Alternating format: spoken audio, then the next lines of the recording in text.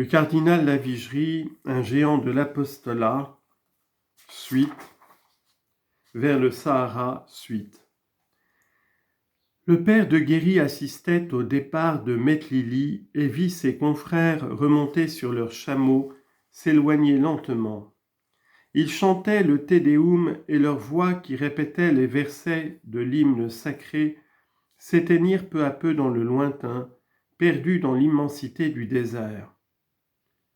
Plusieurs mois s'écoulèrent sans qu'on eût des nouvelles des voyageurs.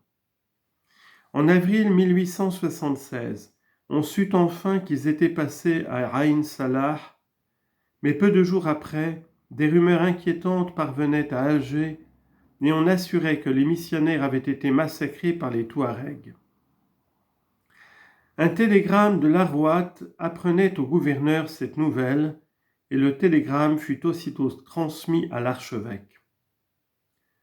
Celui-ci le reçut au moment où il montait en voiture à Notre-Dame d'Afrique avec l'évêque d'Urgel. En lisant la dépêche, il pâlit et la transmit au prélat sans pouvoir prononcer une seule parole. L'évêque d'Urgel lut le message et après quelques moments rompit enfin le silence pour prononcer ces paroles « Te Deum laudamus » « Seigneur, nous te louons ». L'archevêque continua, et c'est en alternant les versets qu'ils achevèrent leur route pour porter au pied de Notre-Dame d'Afrique leurs larmes de fierté et de douleur. Monseigneur Lavigerie garda le secret de cette nouvelle, ne la transmettant qu'au conseil de la société, attendant sagement une confirmation nécessaire. Le 4 mai, la certitude fut acquise. Nos martyrs sont vraiment morts, quelle grâce pour nous et pour eux. On sut que les Touaregs avaient massacré les pères, mais leur avaient ensuite coupé la tête, ce qu'ils ne font qu'aux chrétiens lorsqu'ils les mettent à mort en haine de la foi. Leur guide avait été tué, mais la tête n'était pas séparée du tronc. Monseigneur Lavigerie annonça cet événement à la communauté des pères et novices de Maison Carrée, et tous alors d'une seule voix entonnèrent aussi le Te Deum. Que n'avez-vous entendu ces voix vibrantes d'enthousiasme et de foi, disait-il, chanter en chœur cet hymne que nos 3 apôtres chantaient en allant au-devant du martyr? Tous les missionnaires demandaient à partir pour remplacer leurs frères martyrisés.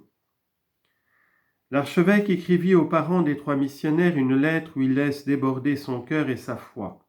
« Vos yeux, dit-il, ont versé des larmes. Ce n'est pas moi qui accuserai ces larmes de faiblesse. Marie a pleuré Jésus sur le calvaire, et Jésus a pleuré Lazare parce qu'il l'aimait. Comment pourrais-je défendre à un père, à une mère de pleurer leur fils? Le voudrais-je d'ailleurs, je ne le pourrais pas sans me condamner moi-même. Ce premier déchirement de la nature, je l'ai ressenti comme vous, car ils étaient mes fils en même temps qu'ils étaient les vôtres.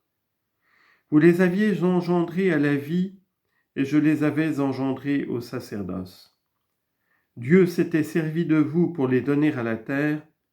Il a daigné se servir de moi, pasteur sans amour, pour les donner aux martyrs et au ciel. Ils vivent à jamais dans le souvenir reconnaissant de l'Église que leur sacrifice a tant honoré. Et quel trait plein de charme ces apôtres, enlevés dès leurs premiers pas dans la carrière, ne garderont-ils pas dans son histoire? Fleurs sacrées où la blancheur du lys s'allie à la pourpre du martyr, et qui les premières sont venues fleurir et embaumer ces déserts. Un jour qui est proche, vous les retrouverez triomphants, brillant d'une lumière éternelle, associés aux troupes angéliques près de Saint-Étienne, le premier de tous les martyrs, comme ils sont eux-mêmes les premiers martyrs de cette mission nouvelle, et portant dans leurs mains les palmes de la victoire. C'est ainsi que nous les voyons dès maintenant, des yeux du cœur et de la pensée, et rien ne peut plus désormais nous les ravir. Sur la demande de l'archevêque, Rome l'autorisa à célébrer un service solennel d'action de grâce en l'honneur des soldats du Christ dans la chapelle de Maison Carrée. 3 ans plus tard, grâce aux ailes du père Richard, les restes des martyrs furent découverts. Des livres à demi brûlés, d'autres intacts, une pierre sacrée brisée, des ornements épars, 2 têtes atteintes par le feu. On avait voulu anéantir les restes en les livrant aux flammes. La Société des Pères Blancs, encore toute jeune, venait de recevoir le baptême du sang.